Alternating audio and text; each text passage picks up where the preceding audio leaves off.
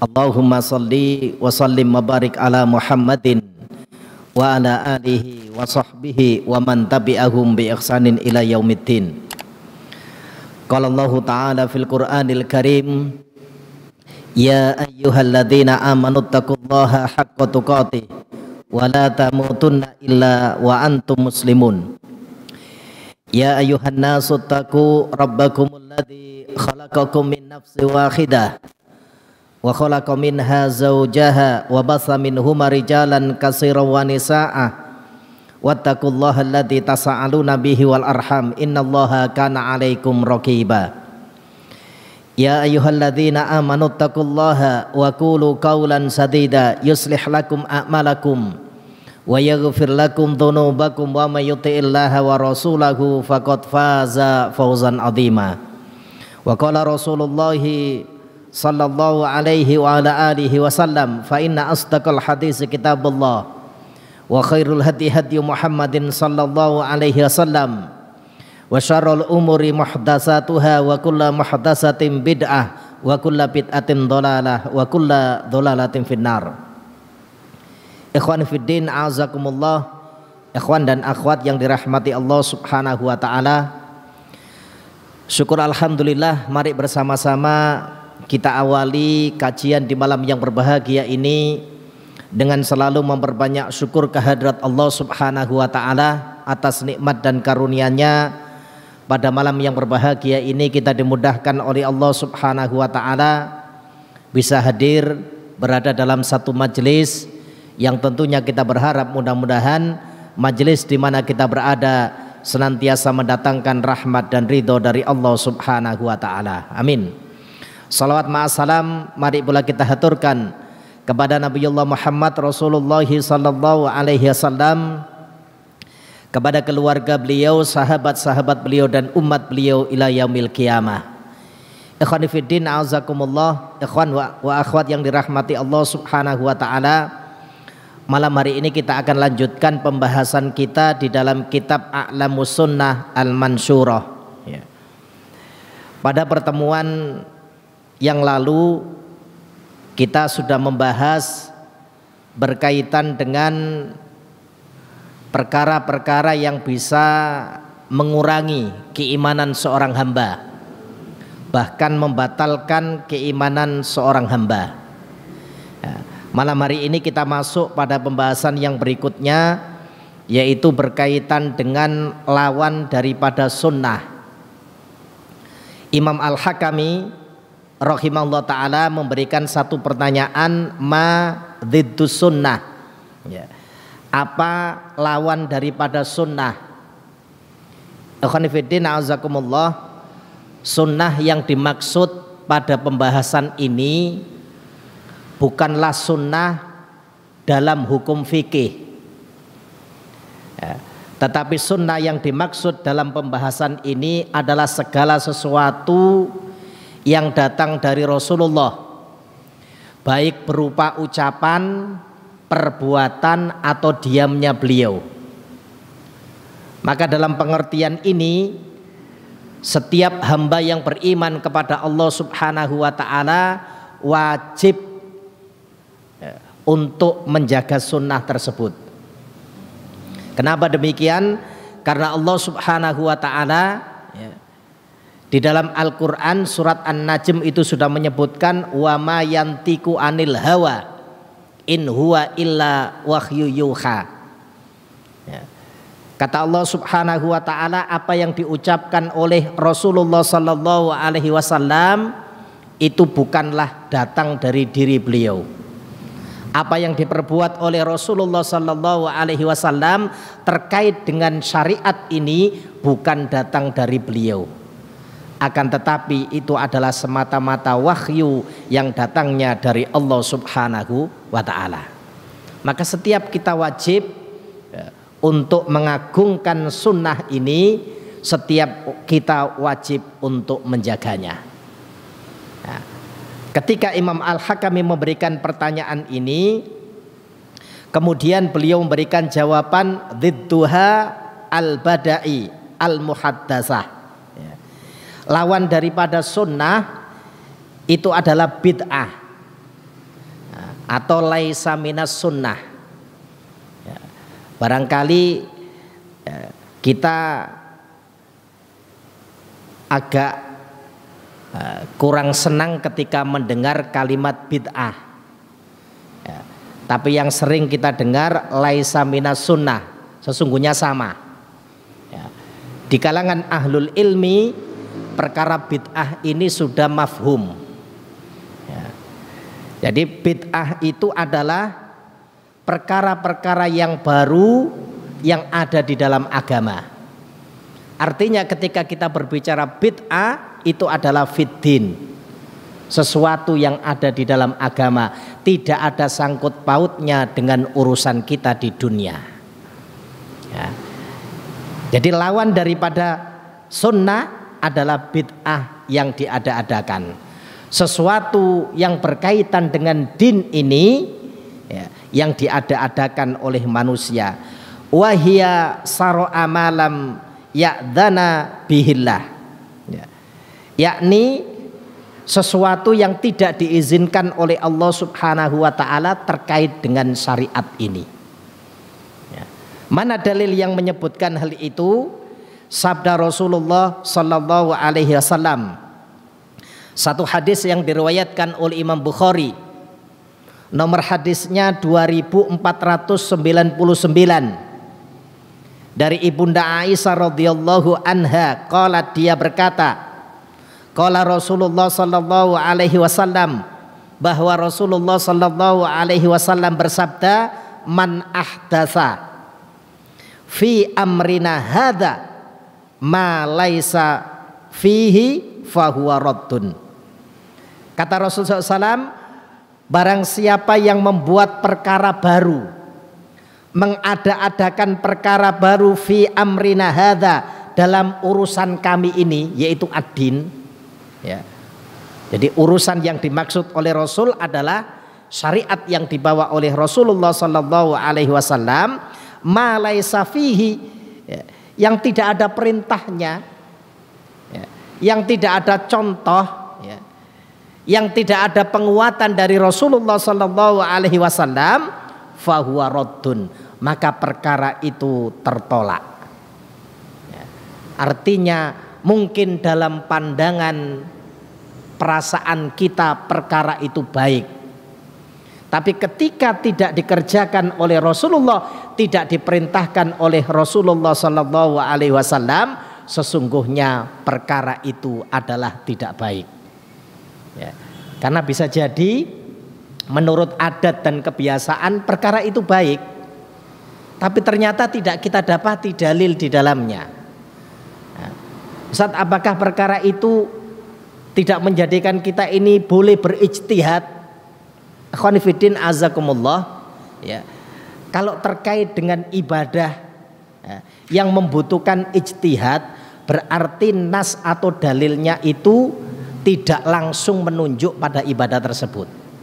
Tetapi ketika perkara itu sudah dijelaskan oleh Allah dan Rasulnya, maka ya, orang yang melakukan selain dari yang diperintahkan oleh Allah dan Rasulnya berdasarkan riwayat ini, perkaranya tertolak di hadapan Allah subhanahu wa ta'ala ya.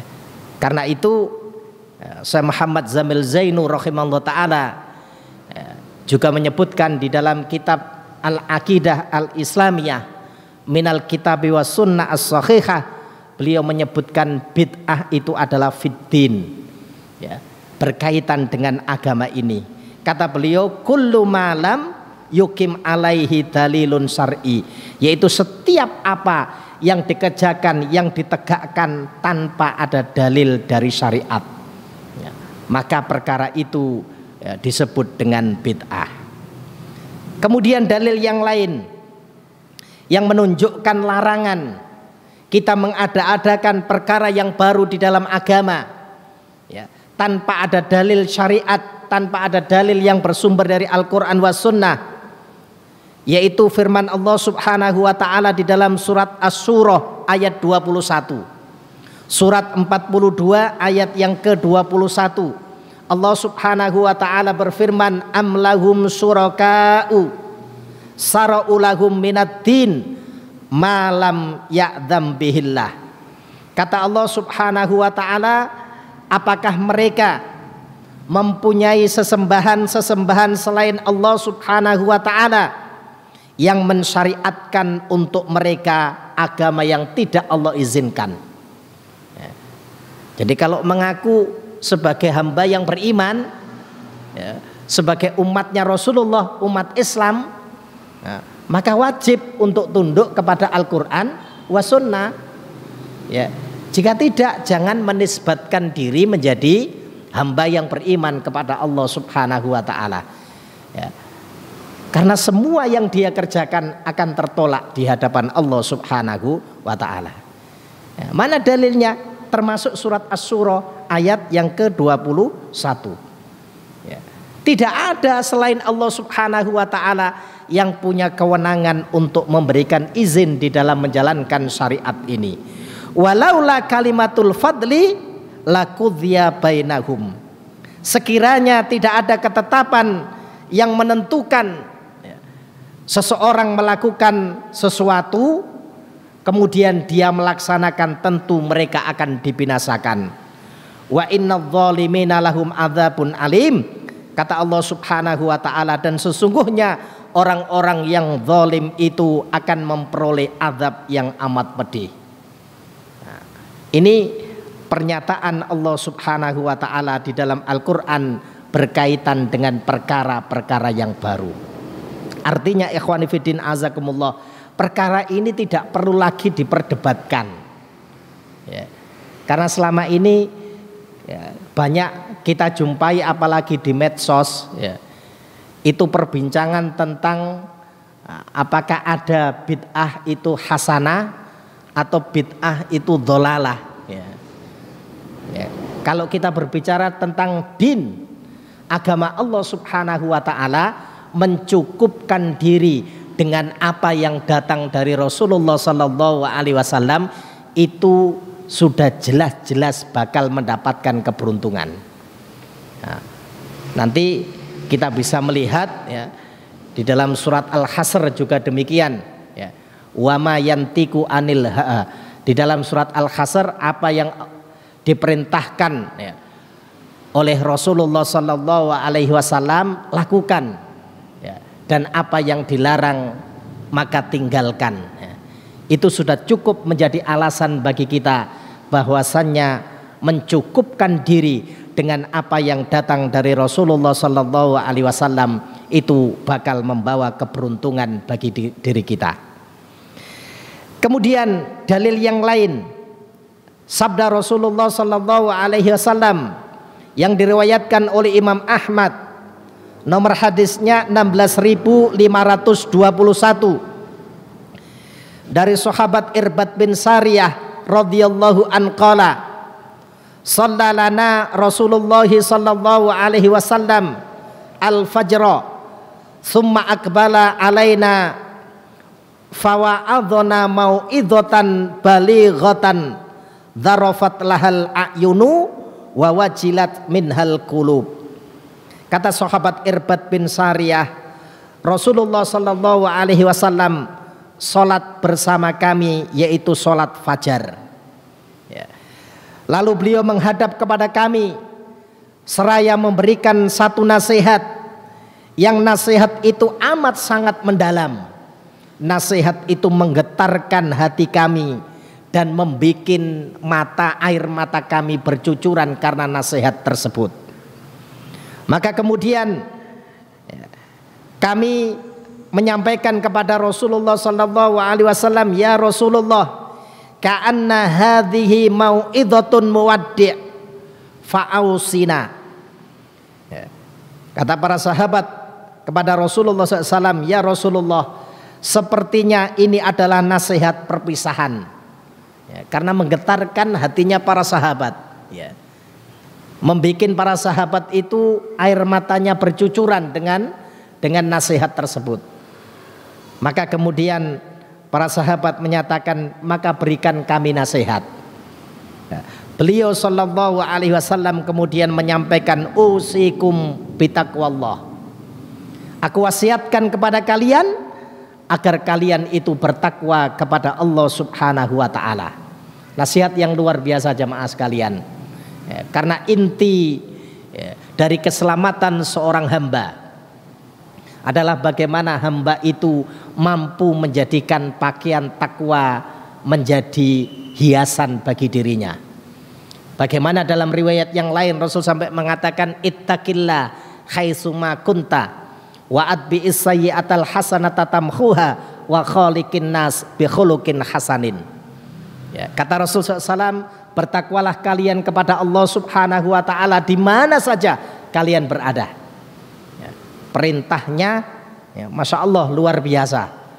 Karena takwa ini memang ketika seorang itu menjadikan pakaian takwa itu menghiasi dirinya, maka dia akan mampu menjalankan segala perintah-perintah Allah, dan dia juga mampu untuk menjauhi segala apa yang dilarang oleh Allah Subhanahu wa taala.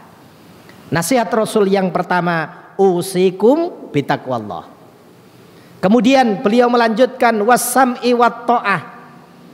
Dengarkanlah oleh kalian, taatilah oleh kalian wa in kana abdan habasiyan, meskipun yang memegang urusan kalian adalah seorang hamba sahaya, seorang budak dari negeri Habasah. Jadi maksudnya hal itu nggak mungkin terjadi jamaah sekalian, terkecuali dengan satu urusan yang besar. Nggak akan mungkin seorang budak itu memerintah orang-orang merdeka, kecuali dengan satu urusan yang besar. Nah, maka kalau sudah terjadi kondisi seperti itu, kata Rasul, meskipun perkara itu tidak mungkin, tidak bisa diterima oleh akal, kalau yang memegang urusan kalian itu seorang budak, ya, taat dan dengarkan. Fa innahu may ya'is minkum yara ba'di ikhtilafan katsira. Ya.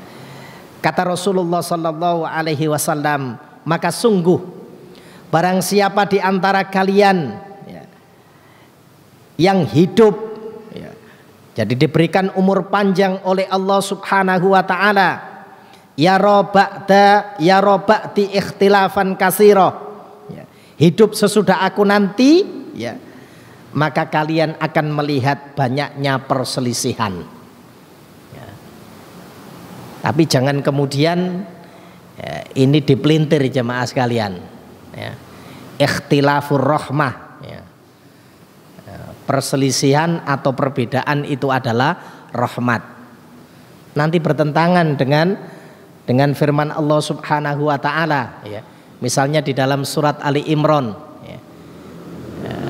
Ketika Allah Subhanahu wa taala selesai menyebutkan ya ayyuhalladzina amanu taqullaha haqqa tuqatih wa la tamutunna illa wa antum muslimun wa'tasimu bihablillahi jami'a wa la tafarraqu. Loh, jelas ya jemaah sekalian. Wa'tasimu, dan berpegang teguhlah kalian bihablillah, dengan tali agama Allah, wala tafarraqu, dan jangan kalian itu bercerai-berai, jangan kalian itu saling berselisih. Ya. Ayat yang lain menyebutkan fa in tanaza'tum bisyai'in, kalau kalian itu berselisih tentang satu urusan, ya, apa perintah Al-Quran? Fa in tanaza'tum bisyai'in farudduhu ilallahi wa rasulih. Ya, maka kembalikan urusan itu kepada Allah dan Rasulnya. Maknanya kembalikan kepada Al-Quran wa sunnah menurut pemahaman Rasulullah dan para sahabat, menurut pemahaman 3 generasi terbaik dari umat ini. Ya, karena sekarang menjadi dianggap tidak moderat. Ya, kalau kemudian nanti tidak bisa menerima ya, perbedaan. Ya. Wajar jemaah sekalian, iya. Tapi perintah di dalam syariat adalah kita ini kembali kepada Al-Quran wa sunnah. Jika ada satu perbedaan di antara sesama kaum muslimin, maka merujuk, maka kembali kepada dalil yang bersumber dari Al-Quran wa sunnah. Pasti ketemu.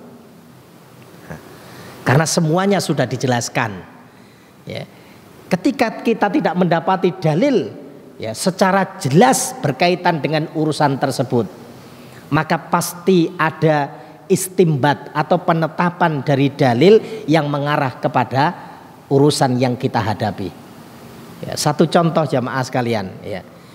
Di akhir-akhir ini ya, beberapa ormas Islam itu kan baik dari berbagai ormas ya, bahkan majelis ulama pun menfatwakan ya, berkaitan dengan masalah rokok. Ya. Pertanyaannya, mengapa ya, penetapan itu baru muncul di akhir-akhir ini saja? Bukankah dalil dari Al-Quran was sunnah sudah jelas menyebutkan ya, wala taqtulu anfusakum, dan janganlah kalian membunuh diri kalian ya. Seluruh produk, mohon maaf, rokok itu pasti menyebutkan rokok itu berbahaya, bahkan menimbulkan, katanya sama itu produknya sendiri yang bilang ya, bisa menimbulkan kanker ya, nanti bagi ibu yang hamil, bisa mengganggu kehamilan ya, atau mengganggu janin, dan banyak lagi ya. 70% ya, dari urusan rokok itu dapat membunuh jiwa. Ya, dalil itu sesungguhnya sudah menjadi alasan bagi kita. Ketika Al-Quran menyebutkan wala taqtulu anfusakum ya, memang di zaman Rasul tidak ada yang namanya rokok ya. Ya, karena di Arab ya tembakau tidak bisa tumbuh ya. Ya, barangkali belum dikenal di zaman beliau, tapi kan sudah ada nas-nas dari Al-Quran yang menyebutkan, yang mengisyaratkan tentang makna tersebut.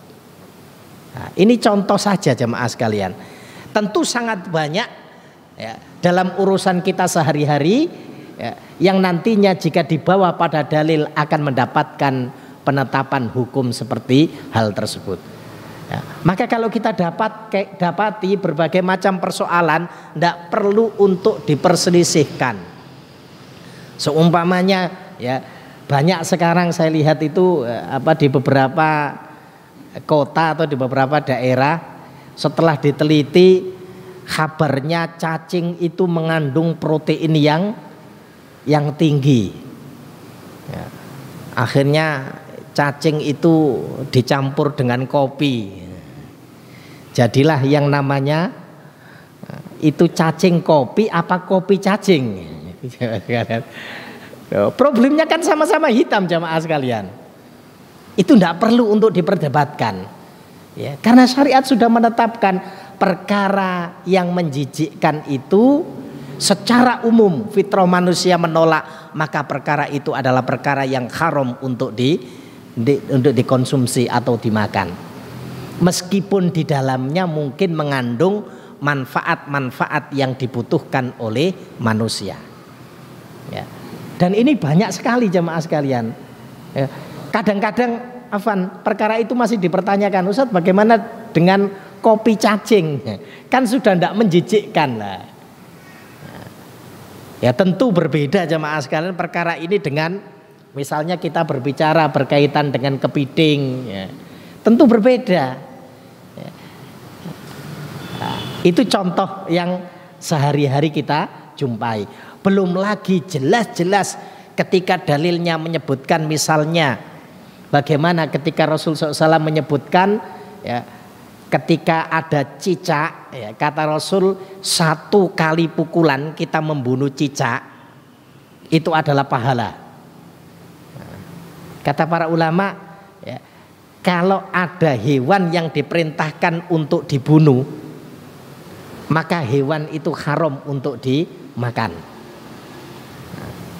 Kita masih berdebat ya, boleh ndak cicak, karena cicak itu kabar-kabarnya bisa menyembuhkan penyakit gatel dan seterusnya. Ndak usah diperdebatkan jamaah sekalian, nanti jadi pil cicak nanti ya. Nah, artinya kita sebagai hamba yang beriman kepada Allah Subhanahu wa taala, pertanyaannya kemudian adalah kenapa Allah Subhanahu wa taala menciptakan makhluk, menciptakan sesuatu yang kemudian sesuatu itu ada yang dihalalkan oleh Allah, ada pula yang dilarang, ada pula yang diharamkan. Tentu yang dihalalkan tadi itu sebagai sesuatu yang bermanfaat untuk manusia, sesuatu yang diperbolehkan untuk dikonsumsi.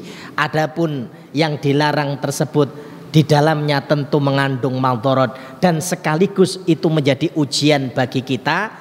Itu adalah larangan Allah Subhanahu wa taala. Ya. Karena kalau kita lihat jemaah sekalian, yang diharamkan oleh Allah Subhanahu wa taala misalkan babi. Ya. Al-Qur'an itu menggunakan kalimat walahmul khinzir. Ya. Daging babi.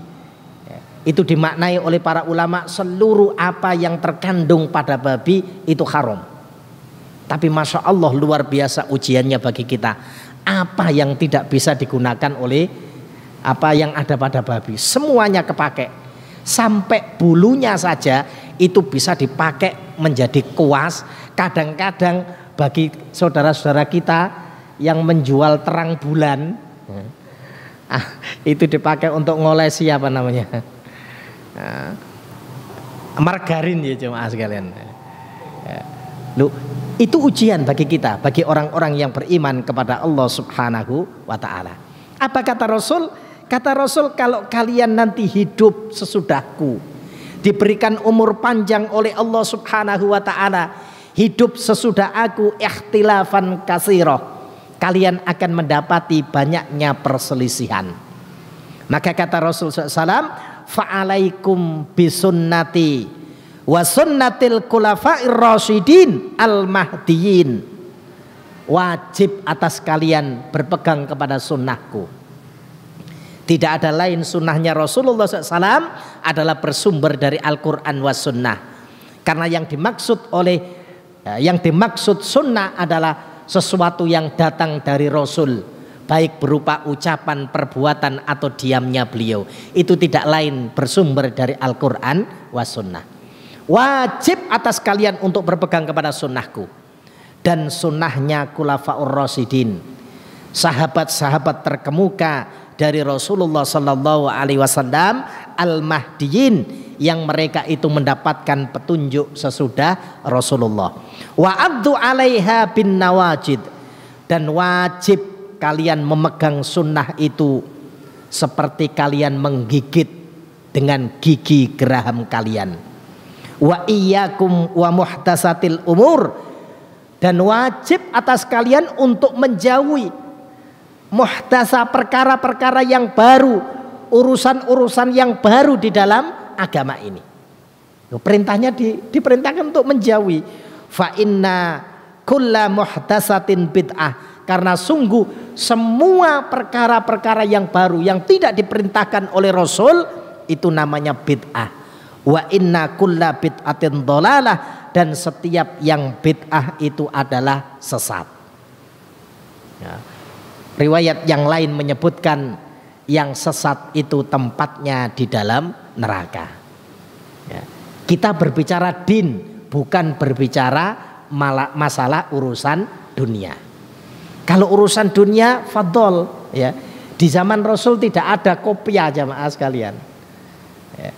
Tidak ada yang namanya kopiah berwarna hitam, kopiah berwarna putih, tidak ada, karena kebiasaan orang Arab bukan demikian. Ya. Tapi di zaman kita ada, tidak ada masalah. Ya. Yang terpenting adalah ketika kita mengerjakan sholat atau ketika kita berpakaian, pakaian itu menutup aurat kita.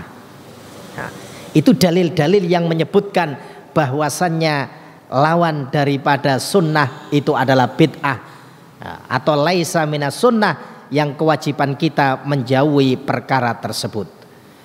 Kemudian isyarat Rasulullah SAW tentang perkara ini pula, ya, disebutkan di dalam kitab Al-Ibana Al-Kubra, ya. Bagaimana Rasulullah SAW memberikan satu isyarat sebagaimana yang disampaikan oleh sahabat Abdullah bin Amr bin Al-As ketika dia berkata qala Rasulullah sallallahu alaihi wasallam sataftariku ummati ala salasin wa sab'ina millah. Rasul pernah sampaikan ya, umatku ini kata Rasul akan terpecah menjadi 73 golongan ya, 73 firqah ya. Riwayat yang lain dirinci jamaah sekalian ya. Dalam riwayatnya Imam Al-Baihaqi ya, dalam Sunan Al-Kubra itu disebutkan iftaraqatil yahud ala ikhda aw sintaini wa sab'ina firqatan ya. Yahudi kata Rasulullah SAW itu terpecah menjadi 71 atau 72 golongan. Jadi 71 golongan. Kemudian wa tafarraqatin nasara ala ihda aw sintaini wa sab'ina firqah. Nasrani itu terpecah menjadi 72. Umat beliau terpecah menjadi 73 golongan. Ya, maknanya bukan hitungan 73 jemaah sekalian. Ya, tentu firqah-firqah yang ada itu lebih dari itu. Ini menunjukkan hitungan yang sangat banyak. Ya, karena biasanya orang Arab ketika menghitung hitungan yang berada di antara yang banyak ya. Jadi hitungan antara 1 sampai 10 itu menggunakan kalimat-kalimat tertentu ya. Orang itu akan memahami perkara itu atau memahami hal tersebut adalah sudah menunjukkan banyak ya. Maka ketika Rasul menyampaikan hal itu kulluha finnar ya, semuanya nanti akan berada di dalam neraka ya. Yang jadi pertanyaan, mereka kekal atau tidak di dalam neraka itu tergantung dari penyimpangan ya, dalam masalah akidah ya. Penyimpangan mereka itu dalam hal apa ya. Jadi firqah-firqah tersebut penyimpangannya itu membatalkan akidah Islamnya mereka atau tidak ya. Tapi Rasul sebutkan kulluha finnar, semuanya berada di dalam neraka illa wahidatan, kecuali satu ya. Riwayat ini menyebutkan ma ana alaihal yaum wa ashabi, yaitu mereka yang mengikuti jalanku dan jalan sahabatku pada hari ini. Artinya di masa Rasulullah dan para sahabat itu masih ada ya. Mafhumnya jamaah sekalian, pengertian yang ada di dalamnya ketika kita mengharap keselamatan ya, agar kita nanti terhindar ya, dari neraka Allah subhanahu wa ta'ala, dari azab Allah subhanahu wa ta'ala, tidak ada jalan kecuali mengikuti jalannya Rasulullah dan para sahabat dimanapun kita berada.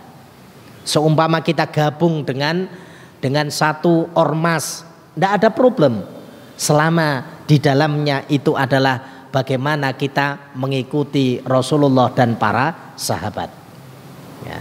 Cuman kadang-kadang itu sulit ya, karena biasanya setiap ormas itu memiliki kebijakan-kebijakan tertentu ya.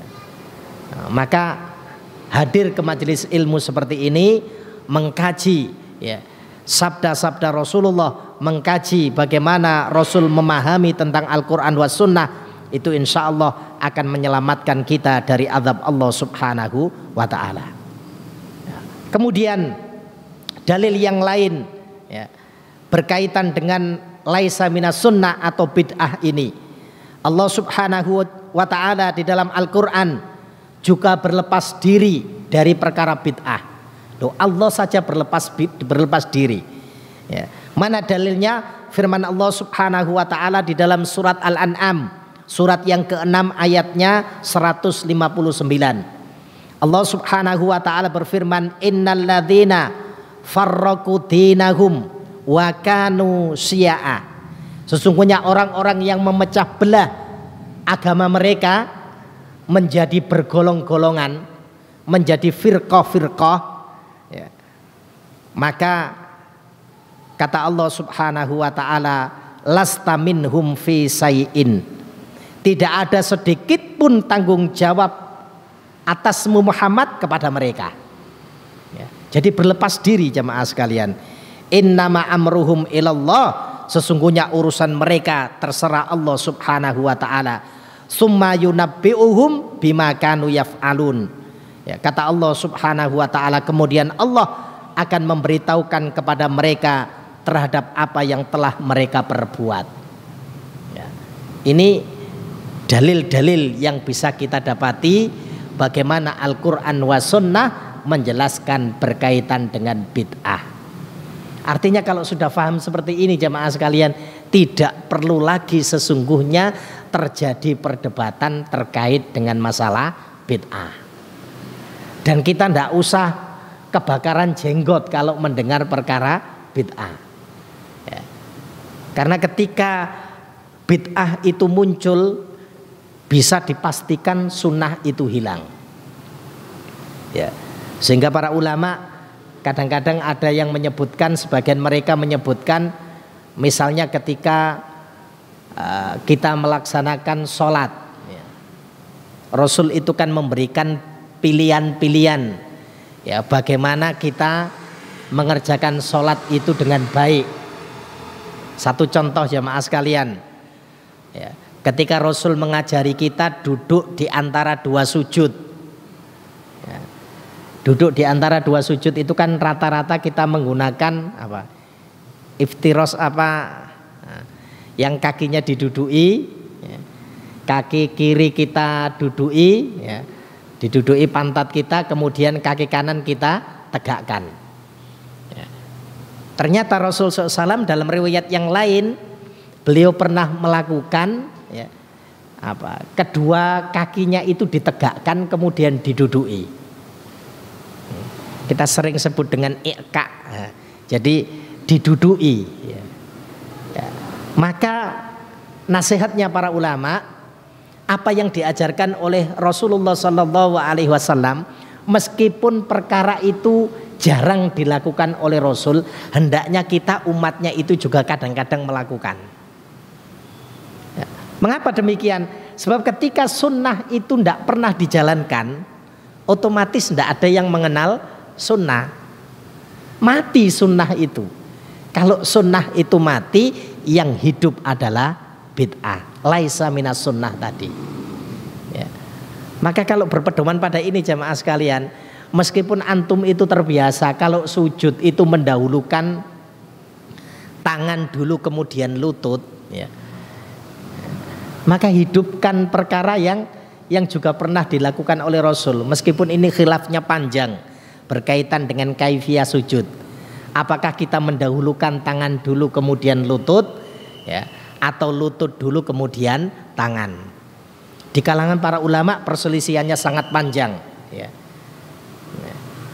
Bahkan di masa Ibnu Qayyim rahimahullah taala, beliau itu menguatkan lutut dulu kemudian tangan. Ya. Ya, tapi yang kita kenal ulama-ulama sunnah itu lebih menguatkan tangan dulu baru kemudian lutut. Ya. Nah, kalau kita kepingin supaya tidak hilang, ya, meskipun itu jarang-jarang dilakukan, ya, insya Allah itu perkara yang tidak keluar daripada sunnah. Ya. Atau kalau kita sholat 2 rakaat kan rata-rata kita tidak seperti kita melakukan tahiyat, ya, tahiyat akhir. Kita seperti melakukan tahiyat awal. Nah, itu juga perselisihannya sangat panjang di kalangan para ulama. Ya. Kalau mazhab Syafi'i menguatkan ketika sholat itu 2 rakaat, ya, yang hanya dikerjakan 2 rakaat, mazhab Syafi'i itu memilih kaki kiri itu diletakkan di bawah di bawah kaki kanan. Ya. Jadi tidak diduduki. Ya.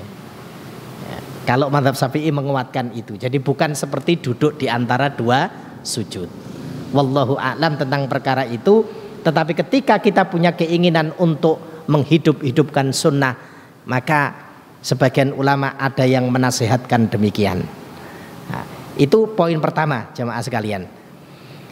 Jadi Imam Al-Hakami rahimahullah ta'ala memberikan satu penjelasan yang luar biasa, panjang lebar berkaitan dengan masalah bid'ah ini, ya.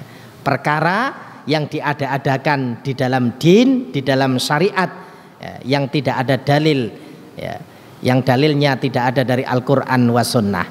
Kemudian yang berikutnya jamaah sekalian, Imam Al-Hakami rahimahullah ta'ala kemudian melanjutkan terkait dengan pembagian, ya, tentang bid'ah, ya, dan bahaya terhadap agama, ya.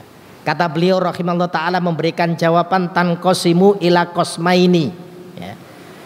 Bid'ah, ya, itu terbagi menjadi dua, ya. Kata beliau rahimahullah ta'ala, yang pertama bid'ah mukaffaroh atau mukaffirah, bid'ah yang bisa menyebabkan pelakunya itu keluar dari Islam. Nah, kok keren sekali, nah, ndak keren jamaah sekalian, ya, karena memang ini tidak bersumber dari Al-Quran wa Sunnah, ya.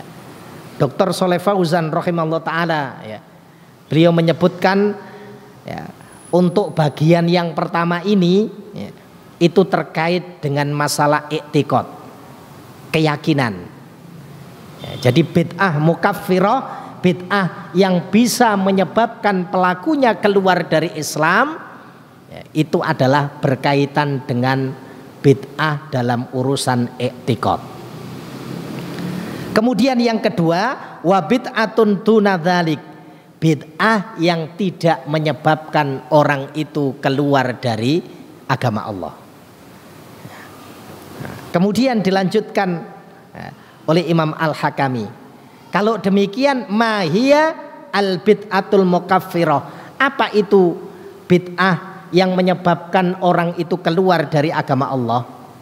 Kata beliau katsiratun wa dzabituha, ya, bid'ah ini sangat banyak.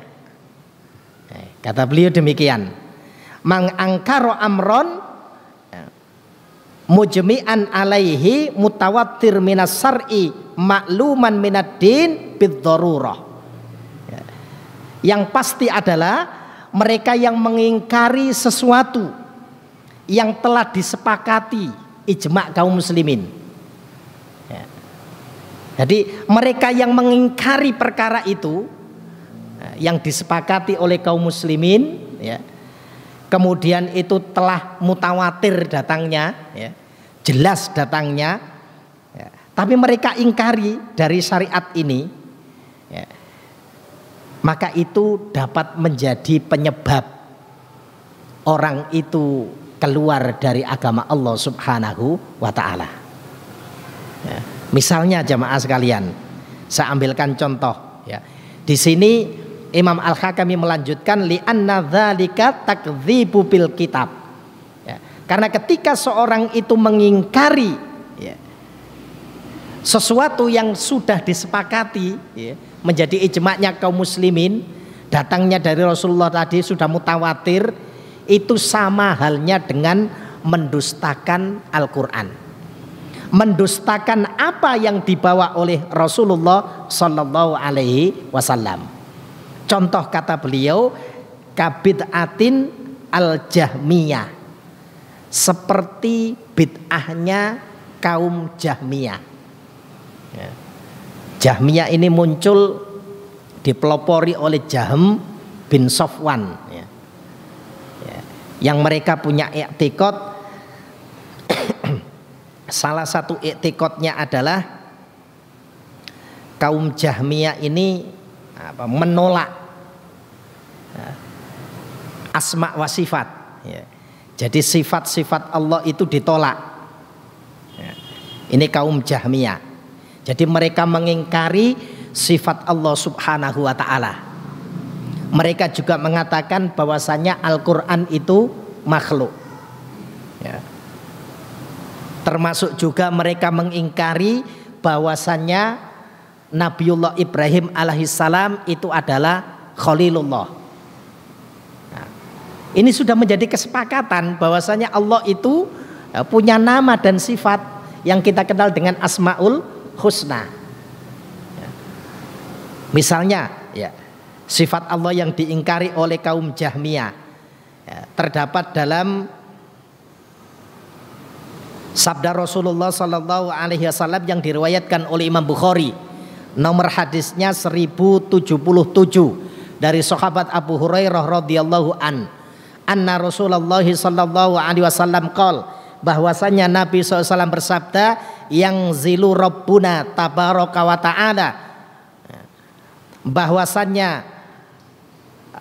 turun di setiap malam ke langit dunia, yaitu Allah tabaraka wa ta'ala.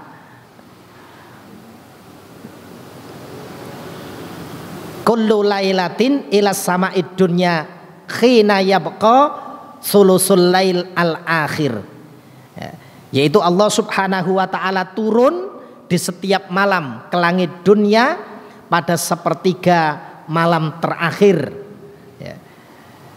Dan berfirman ya, Allah kemudian berfirman, mayyad'uni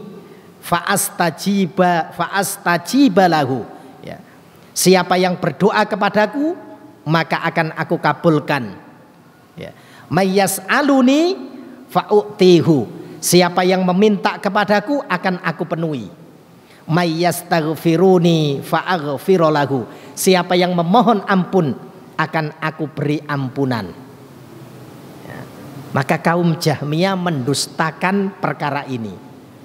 Bagaimana mungkin Allah subhanahu wa ta'ala yang diimani bahwasanya Allah bersemayam di atas arsy kemudian turun ke langit dunia? Tidak masuk akal ini. Bagaimana mungkin Allah subhanahu wa ta'ala ya, yang menciptakan langit dan bumi kemudian turun ke langit dunia, berarti diliputi oleh langit dan bumi. Ini tidak masuk akal. Nah, artinya apa jamaah sekalian? Kaum Jahmiyah itu memahami Allah subhanahu wa ta'ala itu layaknya seperti makhluk. Padahal Allah subhanahu wa ta'ala sebutkan di dalam surat As-Surah, surat yang ke-42 ayat yang ke-11, Fatirus samawati wal ard, pencipta langit dan bumi adalah Allah. Ja'ala lakum min anfusikum azwajam minal an'ami azwaja, Allah pula yang menjadikan kalian itu berpasang-pasangan, begitu pula hewan ternak ya. Di akhir ayat itu kemudian Allah sampaikan, laisa kamislihi sayun wa huwas samiul basir, tidak ada sesuatu pun yang serupa dengan Allah subhanahu wa ta'ala. Dia adalah zat yang maha mendengar lagi maha melihat ya. Maka jamaah sekalian ya, i'tiqadnya ahlus sunnah ya, ketika informasinya dari Rasul SAW menyebutkan demikian, kita imani Allah subhanahu wa ta'ala turun ke langit dunia dengan kemuliaan ya. Nah, yang tentu itu berbeda dengan makhluk, karena Allah subhanahu wa ta'ala adalah al-khaliq, jelas berbeda dengan makhluk yang Allah ciptakan. Bagaimananya Allah subhanahu wa ta'ala turun bukan urusan kita. Kita imani bahwasanya Allah subhanahu wa ta'ala turun ke langit dunia pada sepertiga malam yang akhir ya, untuk melihat hamba-hamba Allah ya, yang berbakti, yang taat kepada Allah subhanahu wa ta'ala. Jadi dicukupkan sampai di situ. Kenapa kok dicukupkan? Kenapa kita tidak berpikir? Karena generasi terbaik dari umat ini, yaitu para sahabat-sahabat Rasulullah, ketika memahami hadis ini mereka pun mencukupkan dengan khabar tersebut. Mereka imani apa yang disampaikan oleh Rasulullah Sallallahu Alaihi Wasallam. Akibatnya apa? Mereka selamat dari hal itu. Nah, maka kita imani Allah subhanahu wa ta'ala turun ke langit dunia, dan Allah itu berbeda dengan makhluk. Laisa kamislihi syai'un wa huwas samiul basir. Bahasanya Allah subhanahu wa ta'ala itu tidak sama dengan sesuatu pun. Dia maha mendengar lagi maha melihat ya. Barangkali diadhani dulu ya, fadhal. Baik ikhwan fillah azakumullah, kita lanjutkan sedikit ya, berkaitan dengan macam pertama dari bid'ah ini. Ya.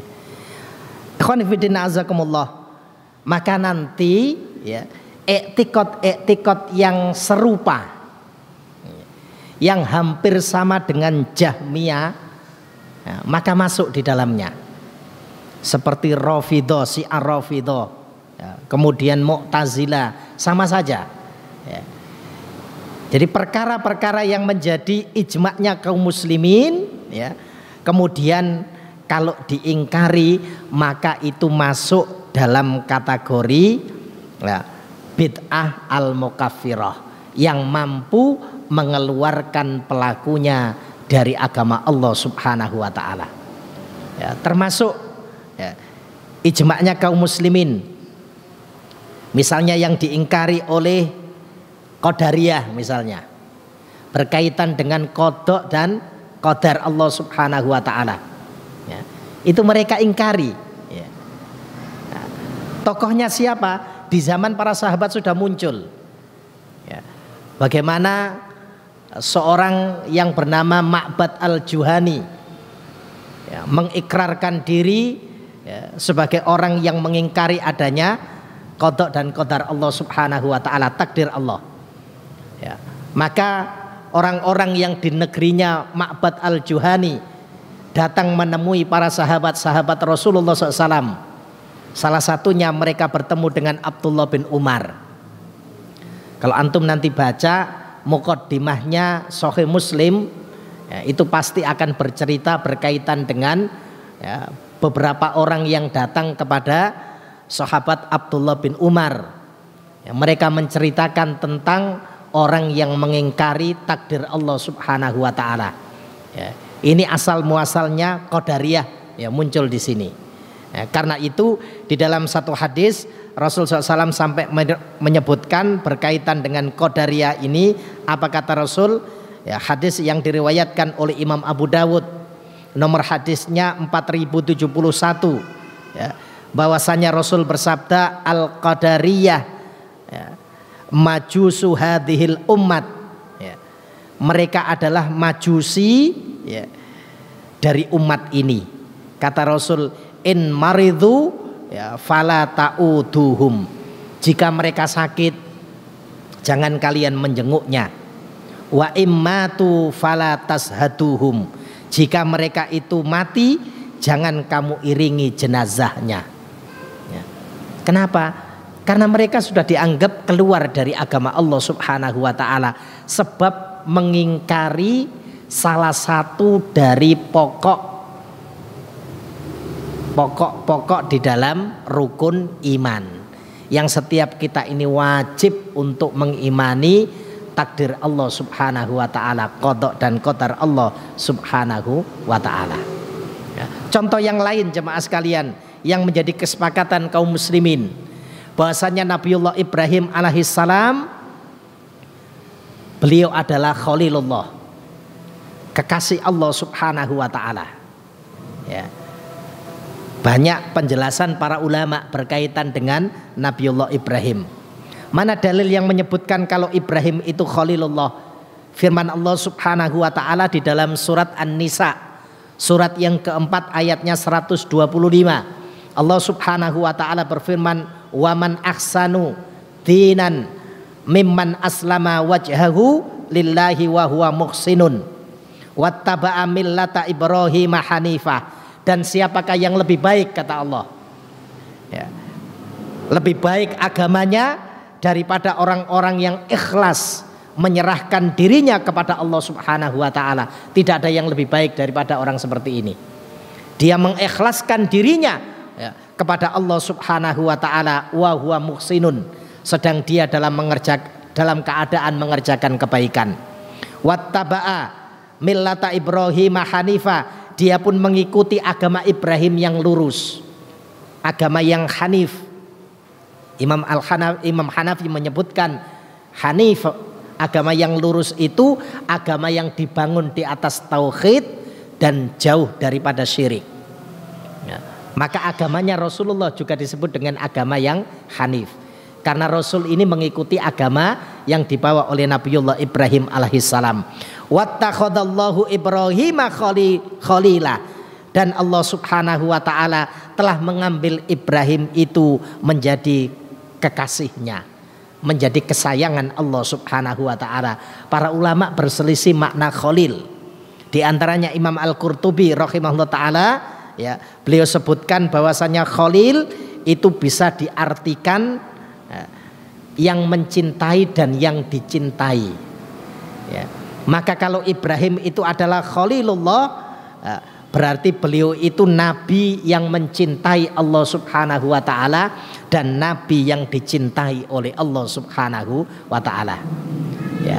Apakah ada nabi yang tidak dicintai? Dicintai jemaah sekalian. Tapi derajatnya Nabiullah Ibrahim ini termasuk nabi yang ya mungkin hampir-hampir mirip dengan Rasulullah sallallahu alaihi wasallam.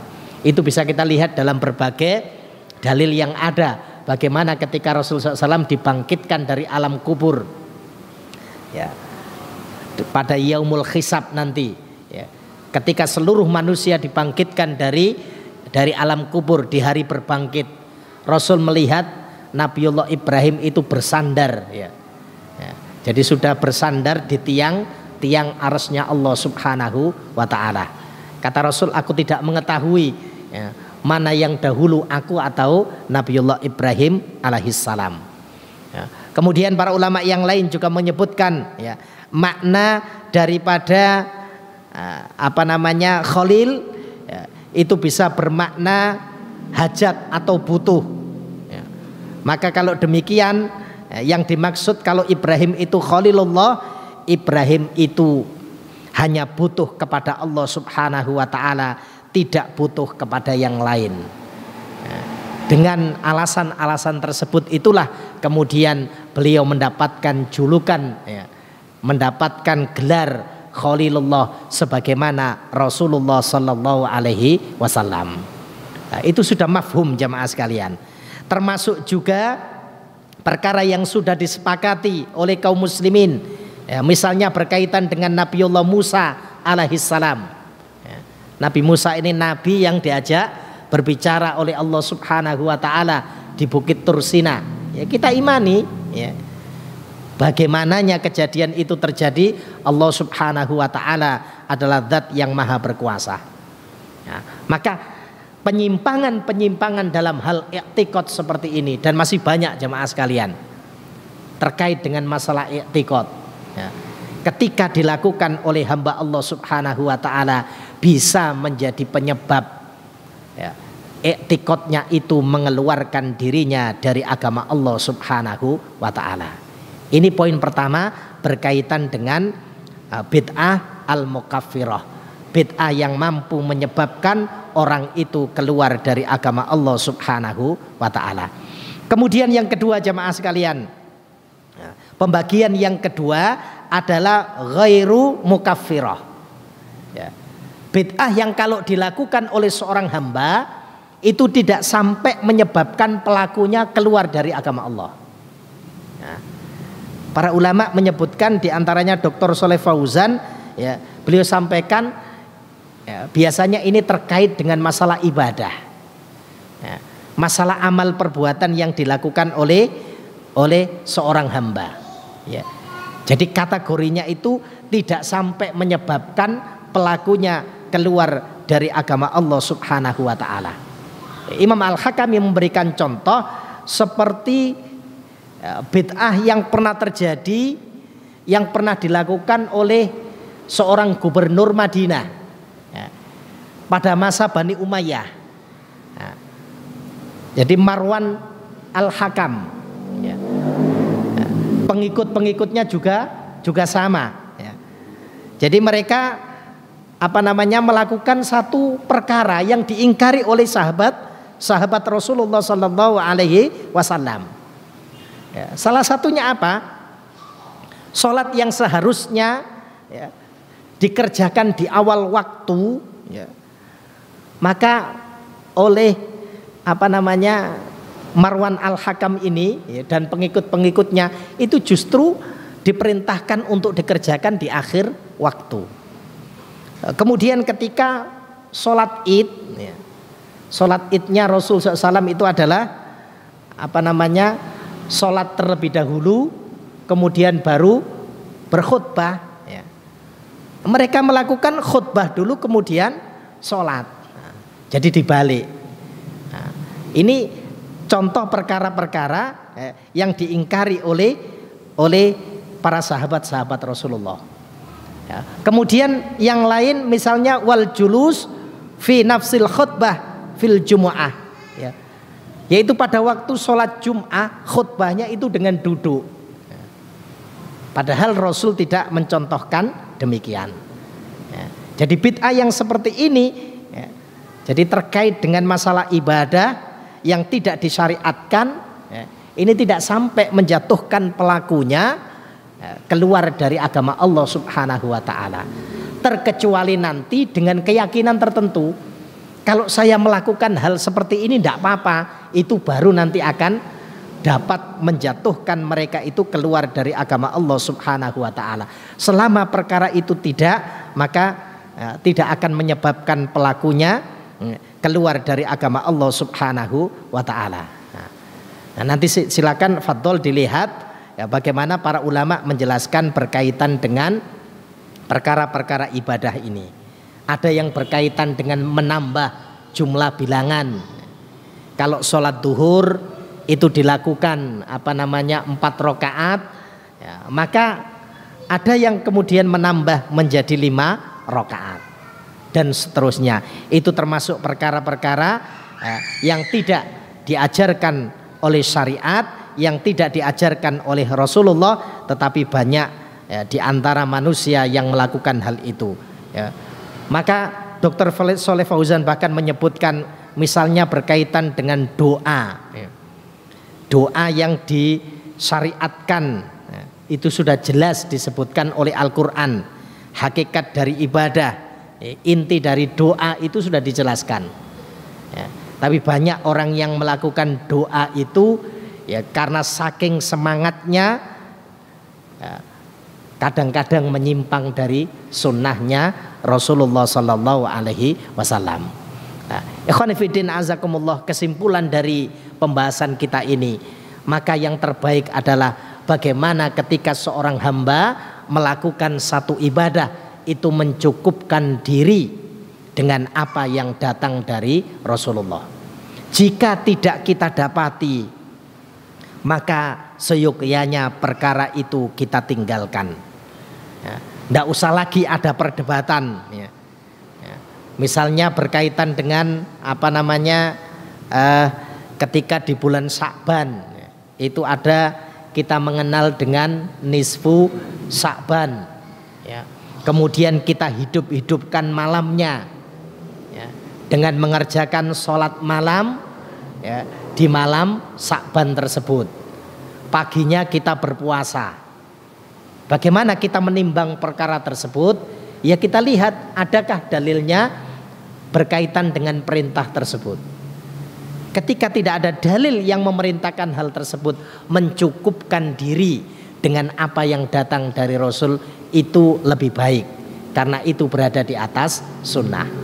Pada saat sunnah itu kita hidupkan, maka insya Allah bid'ah itu akan mati. Berapa banyak di antara kaum muslimin, ya, perkara-perkara yang disunnahkan oleh Rasul justru tidak melakukan. Misalnya sholat gerhana, ya, banyak sekarang sudah ditinggalkan. Tapi justru hal-hal yang tidak diajarkan oleh Rasulullah banyak dilakukan oleh kaum muslimin. Itulah yang menjadi penyebab kenapa kita Islam dan kaum muslimin tidak dimuliakan oleh Allah Subhanahu wa ta'ala. Kiranya itu ikhwan fillah azakumullah beberapa hal yang bisa kami sampaikan berkaitan dengan lawan daripada sunnah, kemudian pembagian dari bid'ah, yaitu yang mukaffirah dan ghaira mukaffirah, yang dapat menyebabkan pelakunya keluar dari agama Allah Subhanahu wa ta'ala.